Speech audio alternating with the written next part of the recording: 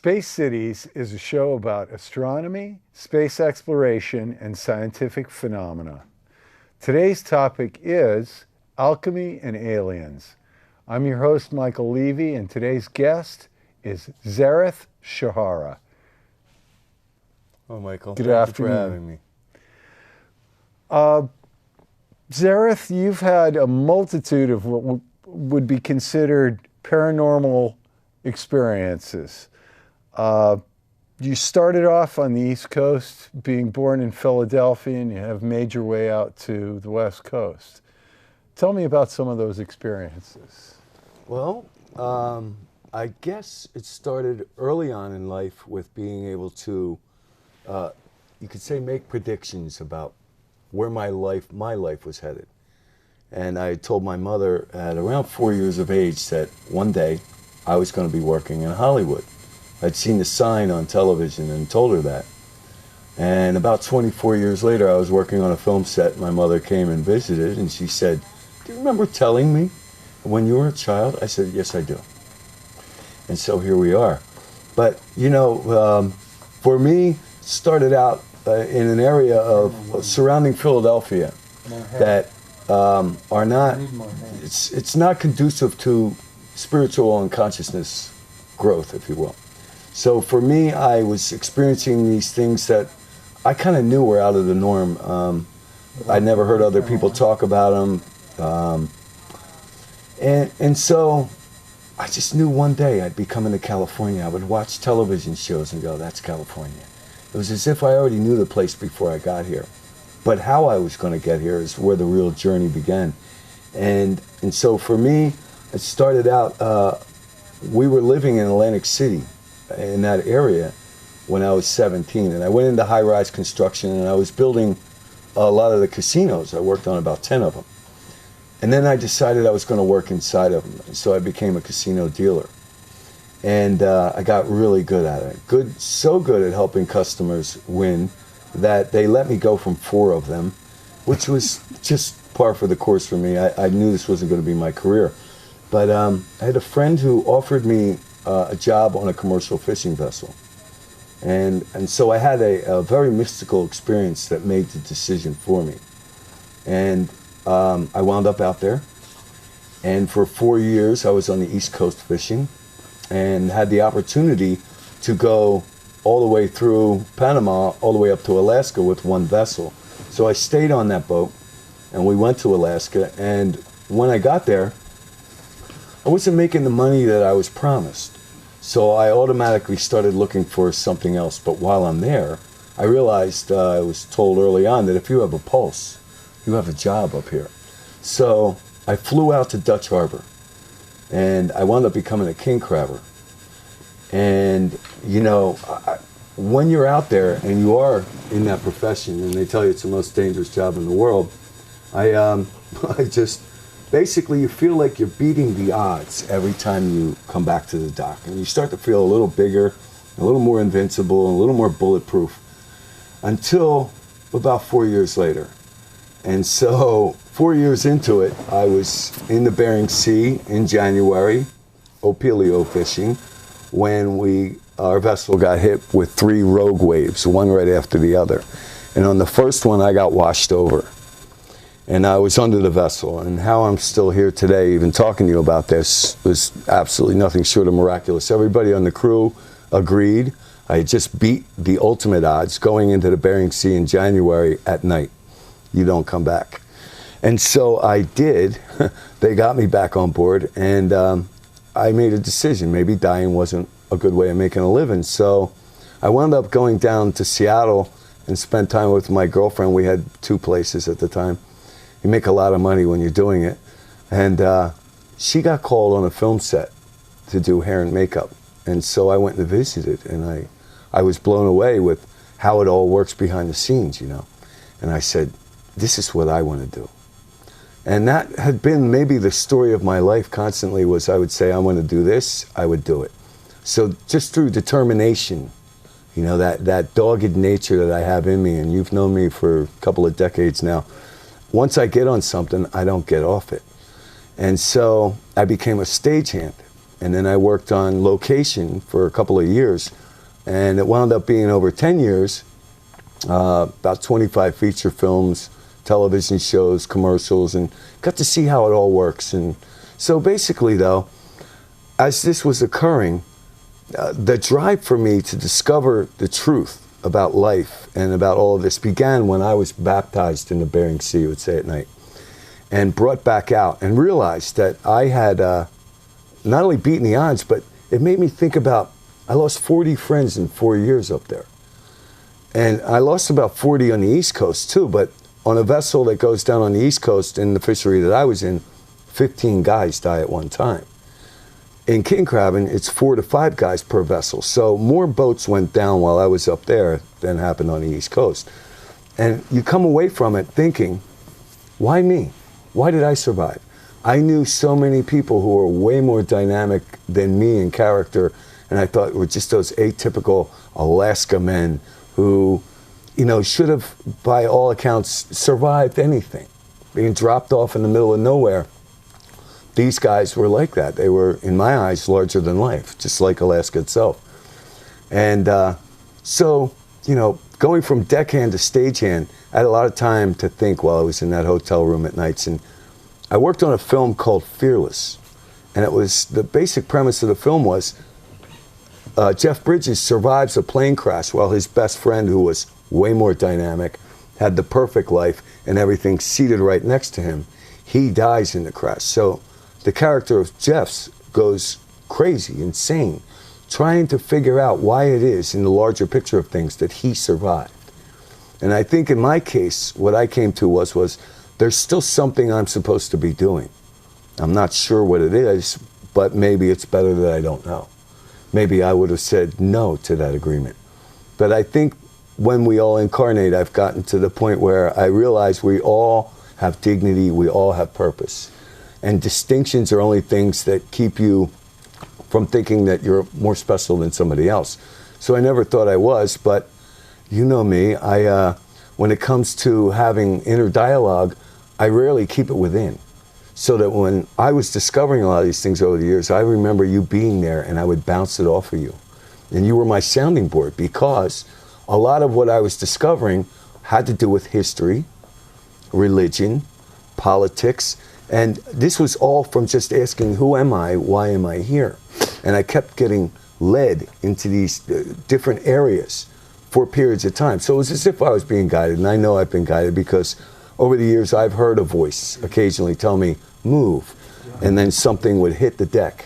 You've always been interested in linguistics. Yeah. And linguistics in many, many respects has brought you to understandings that you'll say are the results of alchemy, of a person being able to envision a future for themselves and forge that in a constructive manner. Could you expound upon that a little bit? Sure. Well, first, let's just define alchemy. And it's succinctly, simply put as speeding up nature and changing one thing into something else.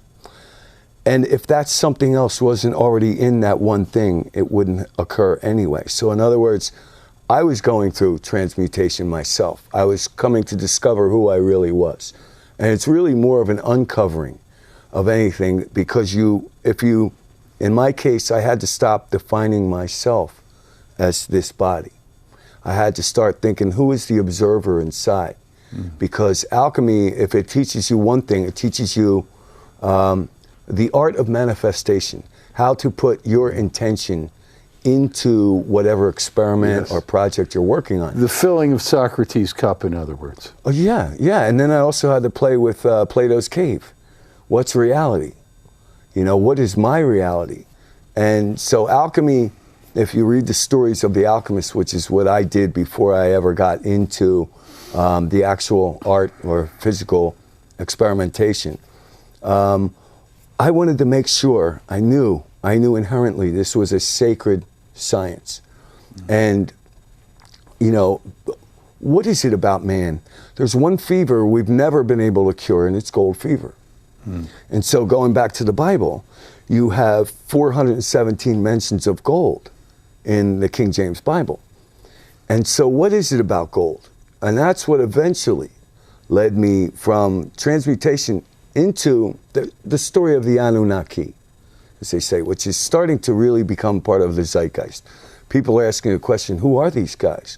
In other words, if the Sumerian culture, which was recording their events 3,000 years before we get the Hebrew version, and the stories are very similar, and what was the connection? So it had to be through linguistics. It had to be, where did the language begin for us?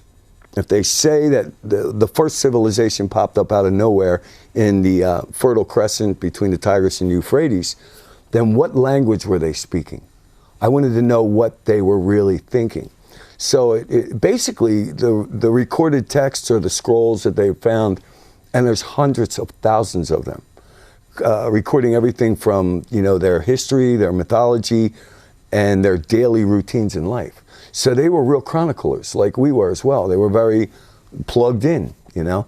And I think in some ways they knew a lot more than we did about what's going on around us now. First of all, they had no media. So how did they communicate? They communicated through these scrolls.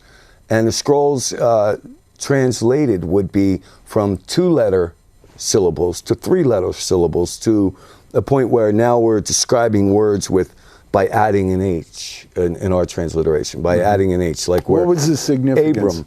Well, Abram, for instance, was an ABR. He was a citizen of the Fertile Crescent, and what they called E.DIN in some texts, or the abode of the righteous ones.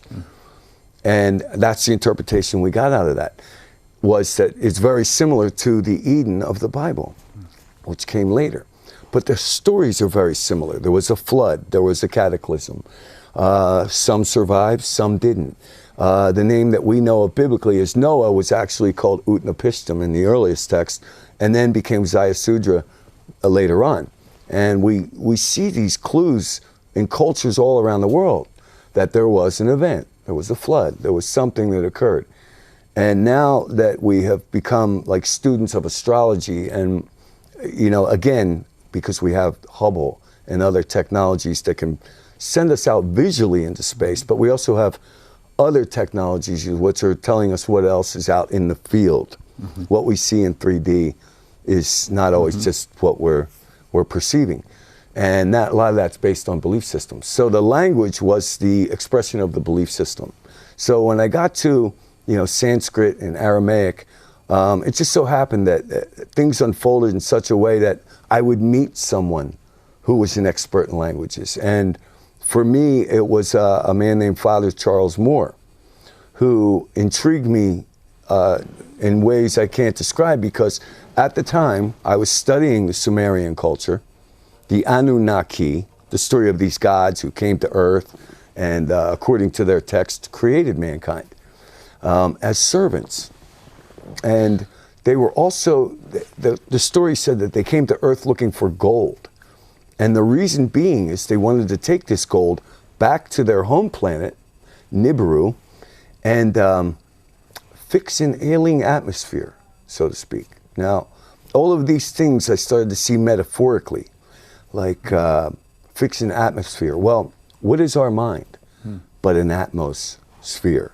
You know, the image of Atlas holding up the world on his shoulders and straining under the pressure of it is one that they taught in the mystery schools of Greece. Basically, there was a statue out front, and they were saying, that's you. You just don't know it yet. That you're carrying the whole world around on your shoulders, and you're a god, and you don't know it. And this seemed to be the theme. And then as Plato and Socrates, you know, described in their own thoughts on these things, like the more I learn, the less I know. What does this mean, you know? And now we're at an age where the language that we should all be speaking is one of frequency, feeling, sensation, and love. This is the strongest language there is, because there are no words to truly express it. As for instance, in Aramaic, why I say our ancestors may have known more about certain things than we do now, is because they were entrained in such a way that, well, if you said, I love my mother, you wouldn't say, I love my sandals the same way. So you would also say, I love my neighbor. And in the Bible, it tells us as your own soul. Well, in Aramaic, it says as your own nafsha, which means your very own essence. In other words, when I started understanding language, then all of a sudden quantum physics opened up for me. So Father Charlie had filled in a lot of blanks for me with a lot of the mysteries. And here was a man who worked at the Vatican, down in the catacombs, reading ancient texts. And from what he told me, he spoke over a dozen of these ancient languages. He could read them and interpret them as they were meant to be. And so he would see things that the rest of us never had privy to have access to. And he would just make like statements that just came out that would linger and stay with you for a long period of time. He really was a mystical soul. So he helped me out a lot with language and the understanding of things. And by the way, the Aramaic people had about 10 words for love. We have one. So if love is a feeling and it affects the field around us, and we know that it does now from people like Masaru Emoto, Nassim Haramein, the Heart Math Institute, they're showing us that this is the most powerful language we can speak. So I had to learn, you know, it's like how to tie your shoes to becoming a marathon runner. And, you know, metaphorically, and that's what I was doing was I was keeping all of my experience and what I learned in ancient language and in these books that Zecharia Sitchin wrote, where, you know, everybody mistakenly says Zecharia Sitchin interpreted these texts his own way. No, he didn't. He took the interpretations of the scholars who all got together and discovered them in the 1800s, and then he put a storyline to them. And the storyline does mirror the biblical tales in so many ways that you can maybe take it to the next step, which what I did was I went into the books that were banned, you know, the Apocrypha, the Book of Enoch, the Book of Jasher. These are books that weigh more than 5 Bibles put together in some cases. And so a lot more was being revealed at another level. It was almost as if I was being shown exactly what I wanted to know, but incrementally. So it wasn't too much to handle, and I just turned away from it. And so... Back to the white powder of gold. Okay. To the power of gold, that folks are so enamored with it. You're concerned with health. What experience do you draw from to... Well, okay, so what is it about gold, right? So if you look at our blood under a microscope about 800 times, you're going to see little specks of gold moving through it.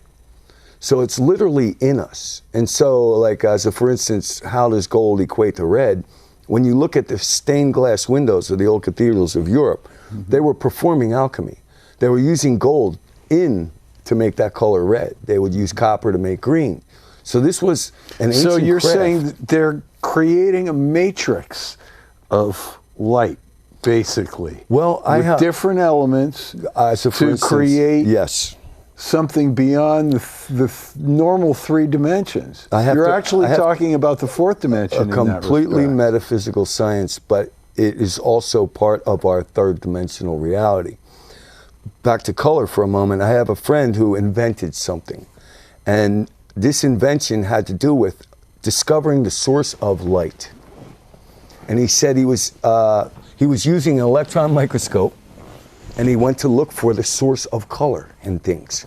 And he said, do you know what I found? I found there is no color in color. It's only the crystalline shape of the 3rd dimensional structure I'm looking at and how it reflects ambient light. And his invention has changed the world. So I finally spoke to somebody who had privy to an electron microscope. And I realized something.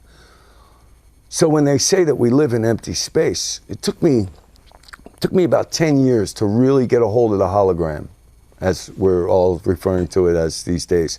And it really is a holographic environment. I mean, we ultimately know that this table, these chairs are 99.9 more nines at least empty space. And therefore matter of all that is, like in our solar system alone, 99% of all the matter is in the sun. So that further expands the nature of this empty space for me. They said if you could take all the matter of the sun and put it in a teaspoon, it would have the same power and the same electromagnetic force and draw, but that's all the matter that is involved in this big gaseous ball. Then when I started seeing things like that the sun was cooling down according to the observations, and yet the planets on the way out were heating up according to those other observations. Does the sun provide what each of these sentient beings, these planets, you know, as an alchemist we refer to them, these influences. Other people refer to them as gods.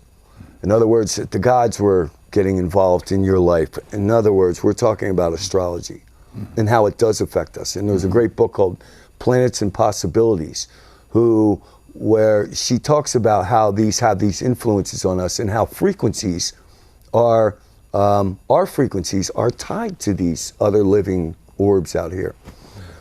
For instance, if I remember correctly, because it's been about 20 years, or somewhere around there, that if they took a person and we all have an expression, we all have an atomic frequency that's individual. In fact, everything is. Absolutely. Why?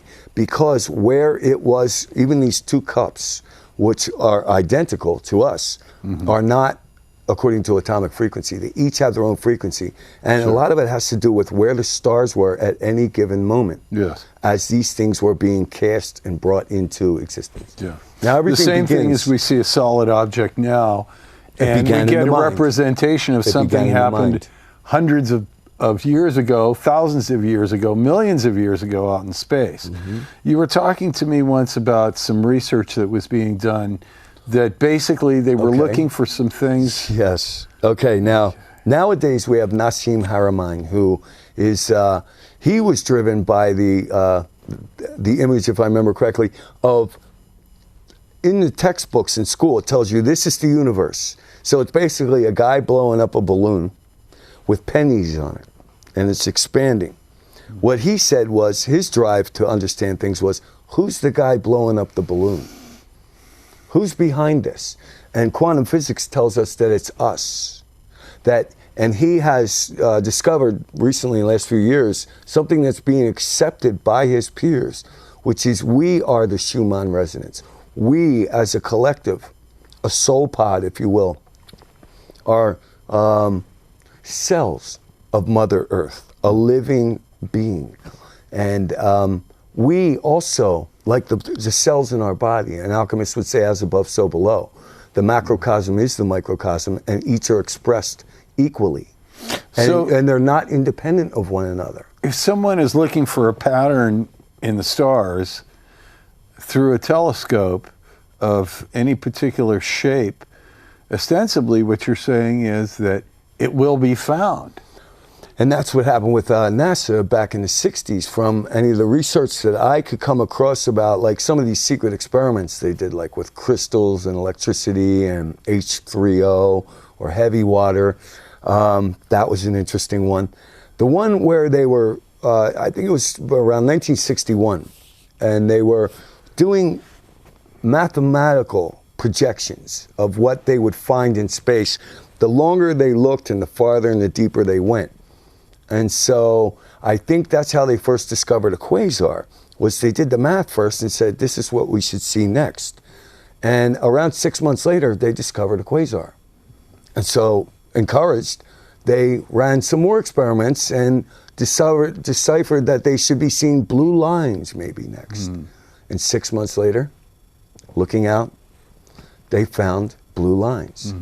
Now, they could have said pink polka dots next or green lizards. It didn't matter, because 6 months later, whatever they thought they were going to find, they found. It would manifest and itself. They stopped doing these. And they stopped doing these experiments because maybe these noble minds were starting to think, hey, we're creating something here. This could be us and our observation. Now, quantum physics tells us that the observer affects the observed. In fact, not only that we are bringing matter into existence. Remember, there's hardly any matter at all, so it's inconsequential. It really doesn't matter. But our focus hardens this. I've seen the footage of an electron microscope watching an observer's thoughts.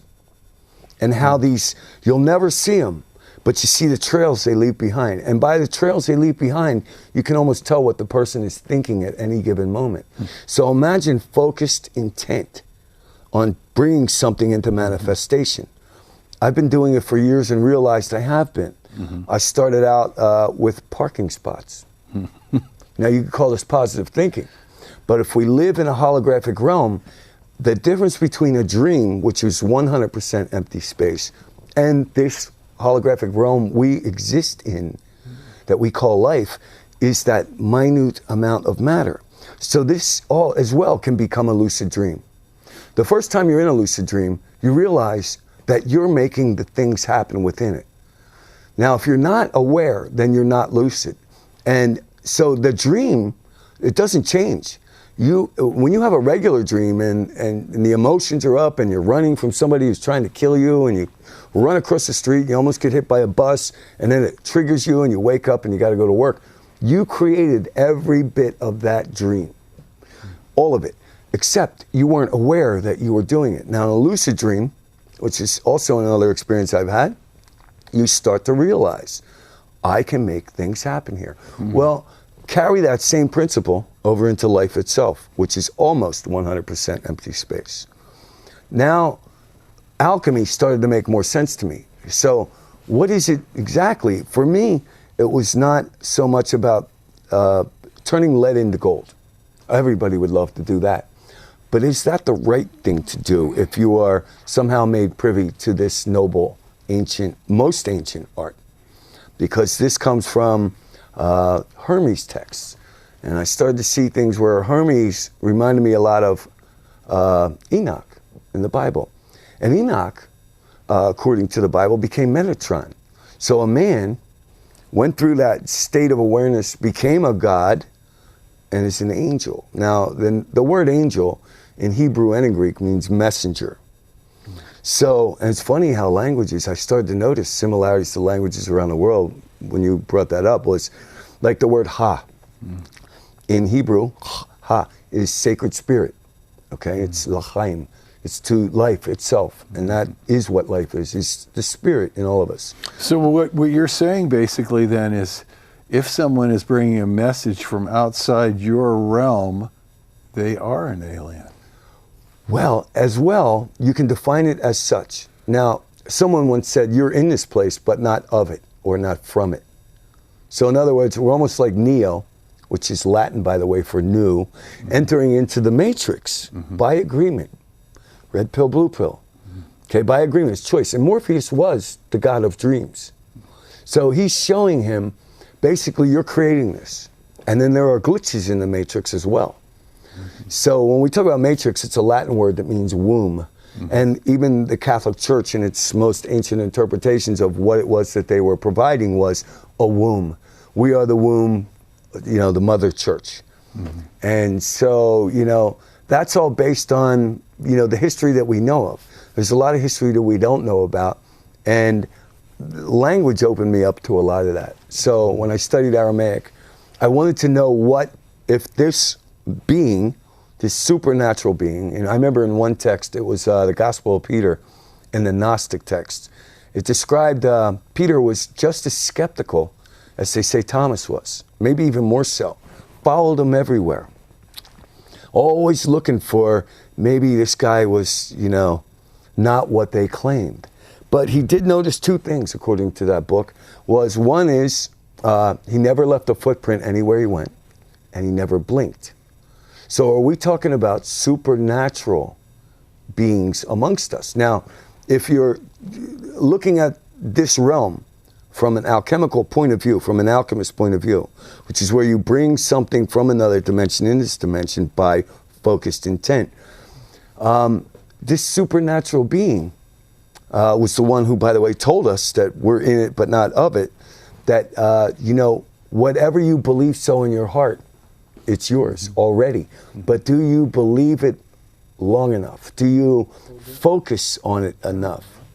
So for me, when I came to discover the art of manifestation and the art of transmutation, and it was all through language. Everything I've ever learned was self-taught with a little help along the way. And I had to make up my own mind about it, but I always was aware that this is not for everyone. Mm-hmm. But the knowledge that's coming in now, and how alchemy is becoming part of the consciousness yet again, because it was, according to the Sumerian texts, the main problem that they had with these beings they created. That these Anunnaki gods, as they wanted to be referred to, and if you look at their little pictograms, you can see the god was seated on a throne off of the ground, separated from the ground, so he wasn't grounded in our frequency. He wasn't of 3D nature. You know, see our feet as plugging into the matrix. And here we are in life having this experience. When they were seated, men would walk up to them and give them gifts and offerings. So that means if he stood up, he would be that tall. Now, we know that according to our chromosome structures, 44 and 2, 46 and 2, the more that we get chromosomes added, the taller the being becomes. I remember Father Charlie told me the original Adam, the first Adman Kadmon, he was over 40 feet tall. And when he put that out there, he just said it. But over years of study and understanding things, that this pure being who was created through alchemical means. And that's what you start to see in the text when it says, well, God blew spirit into soil and created Adam. But wait, it said the Elohim said, let's make man in our image. The word make refers to alchemical methodologies. You remember the story of Rabbi Low and the Golem? Yes, exactly. A lot of people say that's very true. A lot of people say it was very true that he said through Kabbalah, he understood how to create man. He understood God's science now. And he created a golem. And that golem got about 8 feet tall before the local people went to Rabbi Low and said, look, it's getting out of hand with him. You either do something about it or we're gonna. Now you can imagine the story of Frankenstein, because that's where it came from. Mary Shelley was over there, and you know. You have particular feelings about growing things, nurseries and gardens. Oh, well, yeah. Oh, most definitely. I mean, one of the things, you know, in this paradigm that we're in right now, where things are like speeding up, as we had said earlier, we're starting to learn a lot of things about just how expanded we are. You know, we communicate with each other through words, but we're also communicating through those frequencies remotely. These experiments have all been done. And so we know that we can psychically communicate with one another over great distances. These experiments were going on late 1800s, early 1900s, and they were proven basically infallible. If the communication didn't work that day exactly the way it was supposed to, there was always some reason. There was something going on. But, you know, Stanford Research Institute, they've done their share of experimentation down here into our psychic nature, if you will, for lack of a better word. Intuitive self. That's what I like to think. I like to think that we're many different aspects. What interests me specifically, there's been... The healer is a gardener. Yes, exactly. Old gardeners never die. They just spade away. There's been a lot of research as of late in communication with other within forms of forests. sentience. Yes. Within forests, tree to tree, about the conditions that are going on within the forest. Who's entering the forest? What history he has, how they know the nature of this individual. Alchemy teaches you your oneness and your unity with all things. And I'm not talking the metaphysical, metaphorical alchemy. I'm talking about the transmutation of gold and other noble metals once ingested. Yeah, let's get back to that. Yeah, and so when you start ingesting this white powder made from gold, which is why I originally went to see Father Charles Moore back in the year 2000, was because this was a Catholic priest talking about the Anunnaki and the white powder made from gold. I heard it in my driveway, and the next morning I was at that conference in Berkeley, and I met him, and we became friends. And, you know, although at a distance, we spoke on the phone a lot, we had a lot of good conversations, and he revealed things to me that, just like you said, were off the wall. And I'm not even going to talk about him a whole lot, but, you know, Adam being 40 feet tall, the fact that we, you know, I was probably like everybody else into distinctions at the time. And I've come to find that they're useless anxiety. Basically, you know, or it's my personal thing that I put out there all the time when people say this race or that race. I go, there's only one race, the human race, okay? Mm-hmm. Forget all that antiquated noise. What we need to start seeing is each other as one another. Now, if our ancestors knew this, it would explain why the Mayan people used to greet each other, Ina Ish, which means you are another me. How could you ever have an argument with someone after that? You know, and they were a very, very spiritual community, you know, and like the Essenes, and like the Gnostics, and I would say to a certain degree, like the Great White Brotherhood of Egypt, who were also a pharaonic bloodline. When I came to see the story of Moses as something alchemical, it was also historical, because I looked at Moses, and the name Moses actually is shared in Egyptian as well, like manna. Manna in both languages means what is it? Now manna was what was kept in the Ark of the Covenant. And now the word covenant means to break bread, okay? And so what bread are we talking about here? Well, it was the bread of life. There was the manna, that when Moses went up on the mountain with Bezalel, the goldsmith from Egypt, manna came down, and what they used to do is they would put sheets out and stake them in the ground and collect this dew in the morning, then wring them out and then drink it. And they said this was the food that God provided for them. Little did they know what was really going up on that mountain, and they have found forges on all those mountains now with bellows. And what happens is when the winds come up at nighttime, 80, 90 miles an hour, these bellows increase the temperature within the forge. And so imagine 200,000 to 600,000 people going into the desert, because that is the story of Akhenaten, by the way. That Akhenaten was exiled. So Moses went on Exodus, which means in the name of. And Akhenaten went on Exodus because the priesthood of Amen-Re at the time said, take you and your ideas and go away. And take all your people with you. This may have been his plan all along. Because when you take that many people from the collective into Nowheresville, they had no food. But their list that they brought is mentioned. Copper, nickel, silver, gold, and brass. These are all heavy metals. Now, if you had no food and you weren't bringing vast storages of water, why would you go way out into the desert, roam around for 40 years in about a 1.5 mile radius? Because there are forges up there.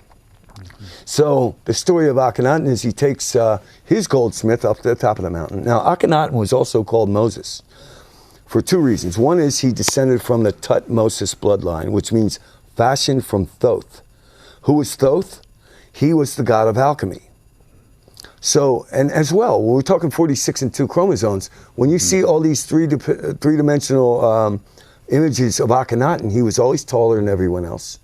They tried to say he had this disease or that disease. Whatever. This is a man who brought all these people out into the desert and said, I will take care of you. It's interesting. I seem to remember a reference. What are we as a eat? Forge that he ran. Wait. One even better. So they go up to the mountain, let's just say. And I'll just give you the metaphors and take it for what it's worth. But let's say I'm a goldsmith and I'm from Egypt, and we have this practice where we actually take gold, heat it to a super high temperature, and then after it goes from the gold to a pure clear liquid, it starts to cool. So you pour it in a bas-relief omphalos-shaped tablet, maybe even 2, with a couple of suggestions carved into them. Now, you bring these 2 tablets down with you, and now Hermes emerald tablets were said to glow a mysterious supernatural green.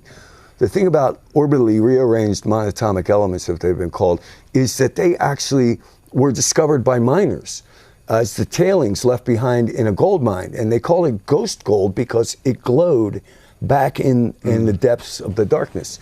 So you have these 2 tablets, and what do you do with tablets? You eat them. So it comes down and says, he waxed in anger that they were worshiping the golden calf.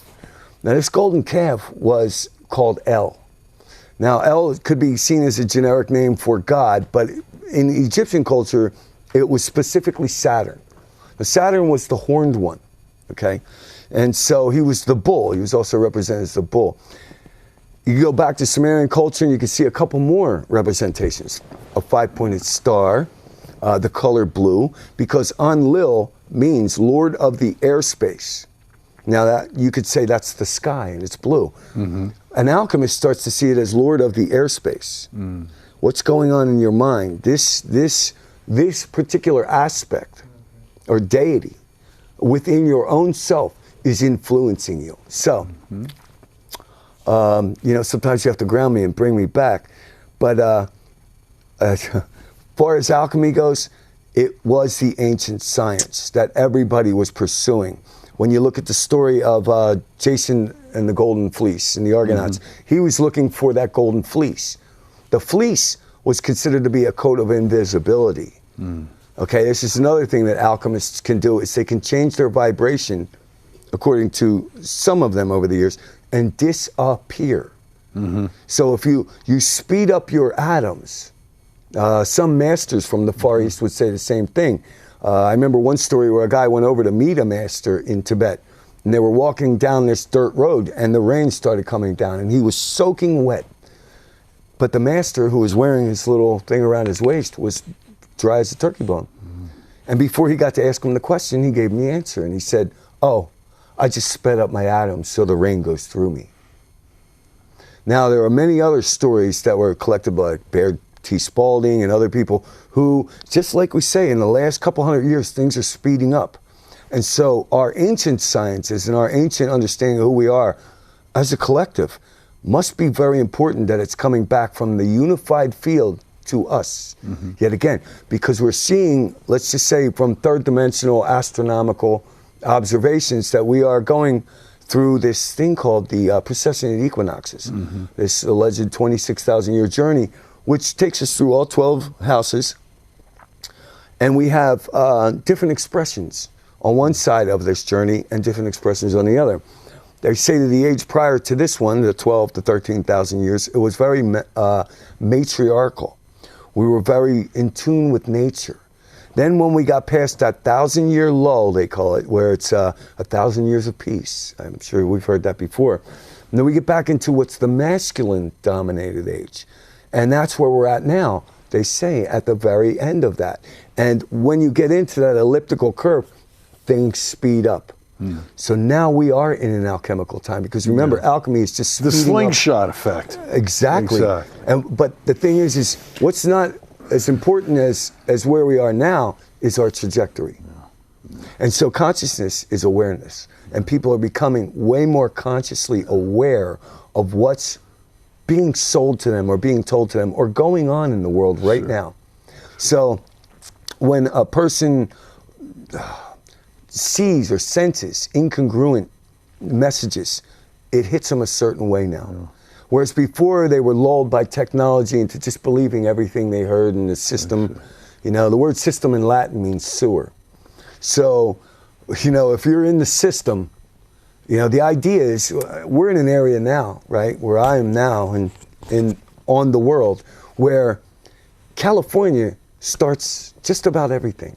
I mean, we've had discoveries all over the world, but over the last 100 years, this place has had such a dynamic effect on the rest of the world. It's almost as if our activity here is causing reactions around the world. No, absolutely. A ripple in We a know pond. of the research that's being done with earthquakes that are a result of our geographic area. This is for sure. Oh, I can see the epicenter of the last one. I can space see technology here. We are in the Mountain View area, and this is where so many great advances have been made. So many minds. All the best minds are selected and brought to here. So I feed off of that energy too. We are one. And so that whole thing about the unified field, providing, because it's consciously aware of itself. We know the universe knows itself. And we also know that it knows its many other selves as well. So there's these things we call theories, you know, it has the word theo in it. So we believe we understand God's creation when we come up with these theories. But the theories lately have only been based on observations that can't be denied. Well, then this leads to the next question, which is, are there uses for gold that remain undiscovered? Yes. Yes. And I would say undiscovered to the collective, but maybe not so much so to those who are in the business of discovering things like this. It's like, for instance, when I came across David Hudson. David Radius Hudson was the man who I would say rediscovered the art of transmutation and turned it on the world. He realizes, when I spoke to him, I told him, I said, I want to write a book about your experience, your discovery here. He said, and if that's the case, then let me tell you some things about it. And he did, and I haven't shared them with the world. I've shared them with friends. And I said to him, when he told me that, the first thing I said, I know that already. So I knew inherently this was part of my journey in life, and that was over 12 years ago. So, but I decided that, you know, that I'm going to devote myself to this for divine purposes, not even for my own self, but so that others can become aware of it, and then that would intrigue them. And so I'm in a place of discovery. Okay, and by becoming part of this television program here locally, I knew that I would at least get some audience to go look up orbitally rearranged monatomic elements, or ORMs. Now, David, when he went to apply for those patents on the ORMs, on the discovery, because he was told, if you don't apply for patents on these platinum group elements that you say you're discovering, then someone else will put a patent on them and shut down your research. He also knew that he was onto something sacred, something spiritual in nature. And he started the Science of Spirit Foundation. And he ran into a lot of things, a lot of roadblocks and things along the way. So he did his part, he put it out there, and he set back. But what he was looking into was the healing aspects of it. Because if you look at the stories of the alchemists, and he's read hundreds of books like I have on the alchemists, you start to see that the true ones were really just wanting to be healers. That's all they wanted to do. Like Nostradamus. He was into alchemy and studying it during a time of the bubonic plague. And so he lost his whole family. It really sounds like this is not a new methodology. This has always been a part of research. Always been a part of our story. Yes. Now, if you think about the Anunnaki, this is where the alien and the alchemy comes in together. I don't refer to anything as alien anymore. If we're in a unified field and I'm the observer within this body, having a third dimensional experience, and I agree to be here, then the infinite field means that there is no separation, there's no distinction. Exactly. And all so expectation is manifests itself in something concrete afterwards. And I'm starting to notice mine are manifesting quicker. Gotcha. So any desire, now look at the word, desire, comes from two words, deity, sires. So the God within sires or gives birth to your desires. The word heart and the word earth are one and one. So if you go through your heart chakra, you can begin to speak to her. And that's what I decided I was going to do. I was watching the world come apart at the seams from so many different places at the same time, I'd say 5-6 years ago, that I offered myself in service to Mother Earth.